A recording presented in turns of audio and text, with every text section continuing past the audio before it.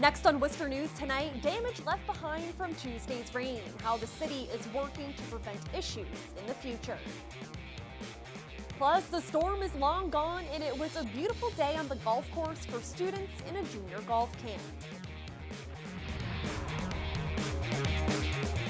Good evening and thanks for joining us. I'm Olivia Lemon. Just days after a Weymouth police sergeant is shot and killed, Worcester police officers are threatened by a man charged with breaking and entering. According to police, any type of threat to police is reported. Our Chandler Walsh joins us now with the details. Chandler? Olivia, Worcester police say when officers responded, the man hid in a bush and resisted their commands.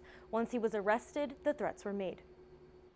Worcester police officers responding to a reported break-in are met with threats. Police say Joe Sean Carrion told officers he would shoot them in the head the next time he saw them on the street. It's always concerning when people have specific plans, like they say, I'm going to get a gun and I'm going to shoot police. Lieutenant Sean Murtha says threats to officers can occur in about 2 to 3% of arrests. He says the department looks into threats to determine if they're serious. The officers make sure to note the report when somebody says something like that, so if somebody else has an issue with the person, they can look it up and just be extra cautious. Carrion faces multiple charges, including breaking into a home on East Central Street. Police say he refused officer commands and made the threats after he was handcuffed. It's an awful shame that people will say things like that about the people who put their lives at risk every day. People keep making threats like that. You know, I think the cops in Worcester and other surrounding cities will act different. The incident comes the same week Weymouth Police Sergeant Michael Chesna was shot and killed by a suspect.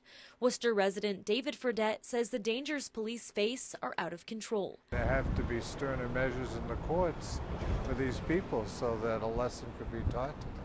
Lieutenant Murtha says Worcester police are supporting Weymouth officers and will have a large presence at Sergeant Chesna's funeral. It is a dangerous job, and something like this really does remind us of that. So it's easy to get complacent, but we always have to be on our guard. Carrion is being held without bail pending a dangerousness hearing. Chandler Walsh, Worcester News Tonight. The daughter of a Dudley District Court judge back in court this week. According to the Telegram, Allie Bibaud was placed on probation and ordered not to drive for 5 months in Framingham District Court Tuesday. Bibaud was in a crash in October on Interstate 190 when she was charged with driving under the influence of drugs. State troopers involved in the arrest say they were ordered to change information in the arrest report.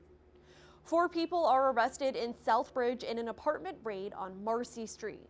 According to police, crack cocaine, prescription pills, and a stolen revolver were discovered during a raid over the weekend. It followed a lengthy investigation into the alleged sales of cocaine in the town by Southbridge detectives. 4 men were arrested and held without bail during an arraignment in Dudley District Court. The cleanup from Tuesday's rainstorm continues. Some residents are dealing with flooded basements while others suffered car damage. The city says they are working to help fix the issues. Our Roslyn Flaherty joins us now with more. Roslyn? Olivia, it was quite a sight yesterday as many of the streets in Worcester were filled with water, and now people are trying to clean up the mess. Water drains out of the basement of this home on Pelham Street in Worcester. It's the cleanup after Tuesday's storm. It obviously came down very hard in a short amount of time, which caused the localized flooding. Many of Worcester's streets were filled with water and cars were submerged. DPW Commissioner Paul Moosey says the worst spots were the Beaverbrook Park area and streets like Bellevue Avenue. They're the lower areas in the city in terms of the bottom of the 7 hills, so to speak. But also when you get an intense rain like that, where you get almost 2 inches in a real short amount of time, the pipes just aren't big enough to take it away fast enough. Residents on Bellevue Ave say this is not the first time they've seen flooding in the area. Since I've been living here, this is the 2nd time. So I've been living here for almost 3 years already. But last time I lost shoes, clothing, my whole bed, my whole bureaus, everything. So when I wake up and I went down to the floor, I felt water. But Moosey says the flooding isn't unusual. He says his department is always looking at ways to improve the streets. We look at areas like Green Island, and we're constantly making adjustments to optimize the systems that we have. Crompton Park Pool was impacted by flooding. It was closed Tuesday as crews worked to clean up the mess. The rain washed in mulch and dirt and things, and so today we have to clean the pool and disinfect it and make sure that everything's safe for swimmers. Now, Musi says to make sure you get rid of all the standing water on your property because they are concerned about the West Nile virus. Rosalind Flaherty, Worcester News Tonight. Tuesday was also a busy night for tow truck drivers rescuing stranded cars. According to AAA Northeast, the Worcester area saw a more than 30% increase in business last night. Tow truck drivers say people should avoid the streets during these conditions if possible, but if they can't, to always proceed puddles with caution. You could be doing internal damage to the engine because you're sucking up water into the intakes. You could be doing electrical damage as well. Pretty much totaling out a vehicle. And AAA says they will wait until the water recedes if necessary to tow a vehicle.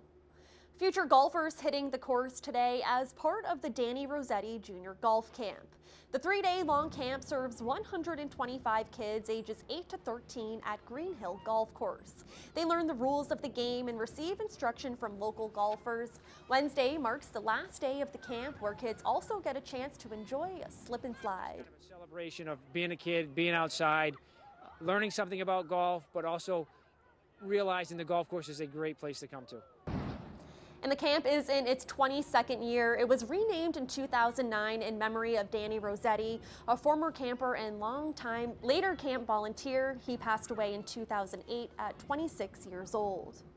A Worcester husband and wife putting an old piece of equipment to use. The two started a hot dog stand this year and say National Hot Dog Day is the perfect way to celebrate their business. Our Brittany Schaefer has their story. Chili cheese, and what would you like for your drink? A new hot dog cart is in town, and it's here just in time for National Hot Dog Day. National Hot Dog Day is a big thing. It's our first year doing the mobile food network, although we've been in the food industry our whole career. Co-owners Rick and Deborah Martinez previously owned Dagwood's restaurant. The married couple says they make a good team. Been married 36 years, Yep.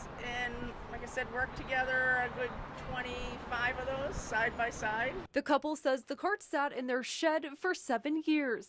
Rick's now retired, and Deborah's on summer break from her job as a teacher at Abby Kelly Foster School, so the couple decided it's the perfect time to open shop. Making money off the street's a pretty cool thing, you know. Sitting on a street corner, you meet a lot of people. It's a lot of fun, you know. It's a lot more exciting than being inside a building. You know, we're working on our tan. The Martinez were first by Indian Lake, but say West Boylston Street has been a busy spot for business. The car count that goes by here on a daily basis, somebody told me the other day it's 40,000 cars. So obviously location is always the biggest thing to any business. Location, location, location. So we're hoping the traffic count alone will give us the business that we need, you know, to stay in business and enjoy the summer and enjoy making a little bit of money for retirement. The Dogmeister sells dozens of hot dogs every day. They say their most popular is the chili and cheese, and it's a great way to spend National Hot Dog Day. On West Boylston Street, Brittany Schaefer, Worcester News Tonight.